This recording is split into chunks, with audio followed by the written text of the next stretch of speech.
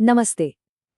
आज हम एक बहुत ही चर्चित फ्रेमवर्क को समझने वाले हैं जिसका नाम है the high value man blueprint. इसे अक्सर पुरुषों के लिए सेल्फ डेवलपमेंट का एक रोड मैप कहा जाता है।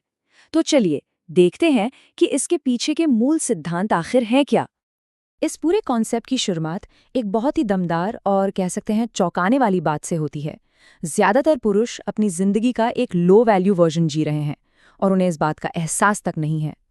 असल में यही वो मूल समस्या है जिसे ये ब्लूप्रिंट सुलझाने का दावा करता है। तो ये फ्रेमवर्क हमारे सामने दो बिल्कुल अलग तरह की सोच रखता है। देखिए, एक तरफ है जिसे स्टैंडर्ड पाथ कहा गया है, मतलब चीज़ों के पीछे भागना, दूसरों से वैलिडेशन यानी मान्यता मांगना और जो ट्रेंड चल रहा है बस उसे फॉलो करना। और फिर दूसरी तरफ है हाई वैल्यू पाथ, जो कहता है कि पीछा मत करो, आकर्षित करो, दूसरों से मान्यता मत मांगो, खुद को मान्यता दो और अपने स्टैंडर्ड्स खुद तय करो। तो इस फ्रेमवर्क की जड़ में क्या है? आखिर ये किस समस्या की बात कर रहा है? ये सब कुछ एक बुनियादी सवाल पर आकर टिक जाता है। क्या इंसान बाहरी दुनिया से वैलिडेशन खोज रहा है या फिर अपनी वैल्यू खुद बना रहा है? देखिए, इस ब्लूप्रिंट का तर्क ये है कि समाज एक तरह से पुरुषों को कंडीशन करता है कि वो बाहर से मान्यता खोजें। लेकिन जो हाई वैल्यू मेन हैं, वो इस नियम से नहीं चलते। वो अपनी वैल्यू खुद अंदर से बनाते हैं। तो ये एक सीधी टक्कर है बाहरी वैलिडेशन और भीतरी वैलिडेशन के बीच। तो फिर सवाल ये है कि इस टकराव का हल क्या है? यहीं पर ये ब्लूप्रिंट एक ट्रांसफॉर्मेशन यानी बदलाव का रोड मैप सामने रखता है। और ये रोड मैप टिका है 5 बहुत ही खास पिलर्स यानी स्तंभों पर।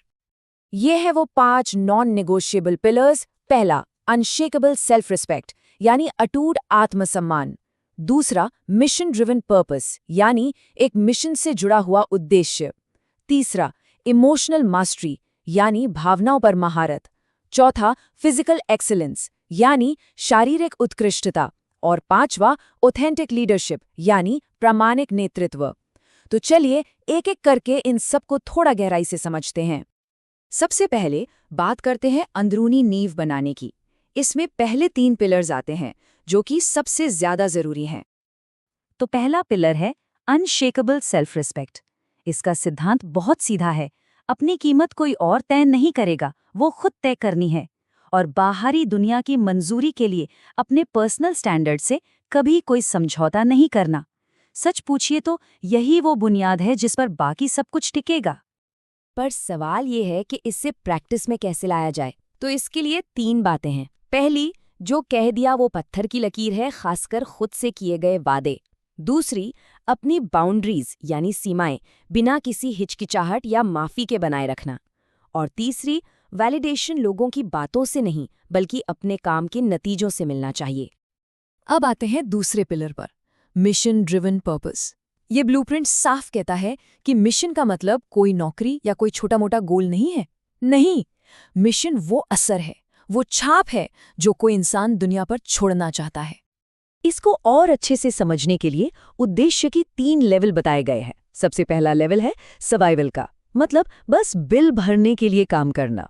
दूसरा लेवल है सक्सेस का, जहां लोग गोल्स अचीव करते हैं, स्टेटस बनाते हैं। और तीसरा जो सबसे ऊंचा लेवल है वो है सिग्निफिकेंस का, यानी कुछ ऐसा बनाना जो खुद से भी बड़ा हो, जो हमेशा के लिए रहे।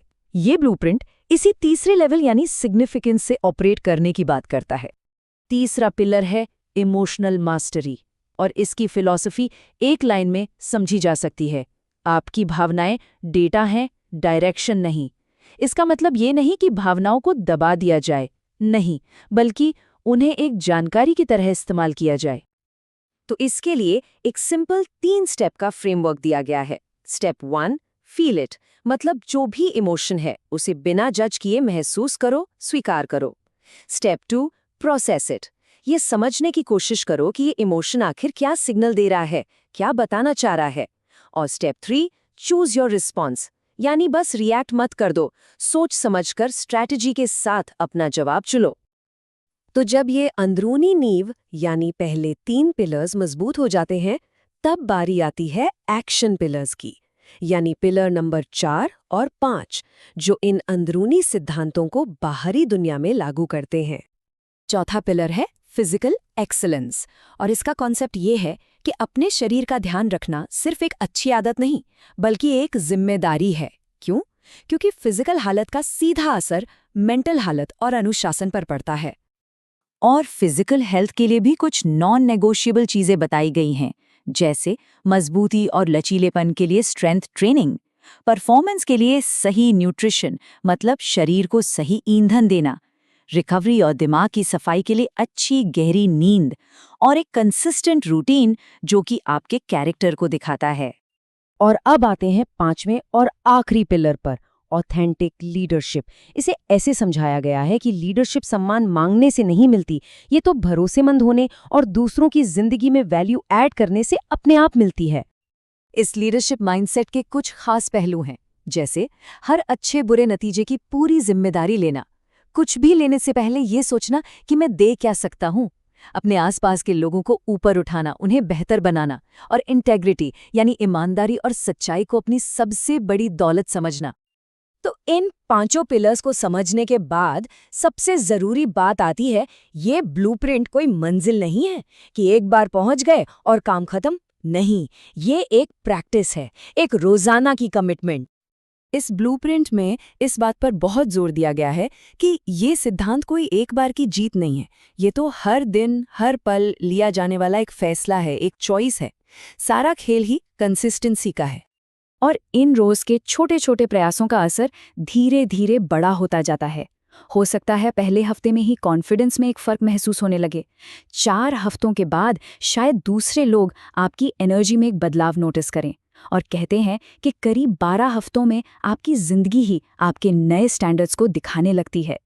हाँ, एक ज़रूरी बात ये भी बताई गई है कि इस सफ़र में अक्सर कुछ रिश्ते और मौके पीछे छूट जाते हैं, वो जो आपके नए स्टैंडर्ड्स के साथ मेल नहीं खाते, और इसे एक बुरी चीज़ नहीं बल्कि तरक्की की एक ज़रूरी निशानी माना जाता है।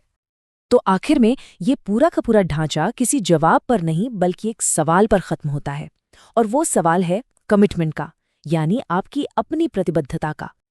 और ये हमें इस आखिरी बहुत ही पावरफुल विचार पर लाकर छोड़ देता है। सवाल ये नहीं है कि आप काबिल हैं या नहीं, काबिलियत तो है, असली सवाल ये है कि आप तैयार हैं या नहीं। दिन के आखिर में सब कुछ आपकी इच्छा और आपके चुनाव पर ही निर्भर करता है।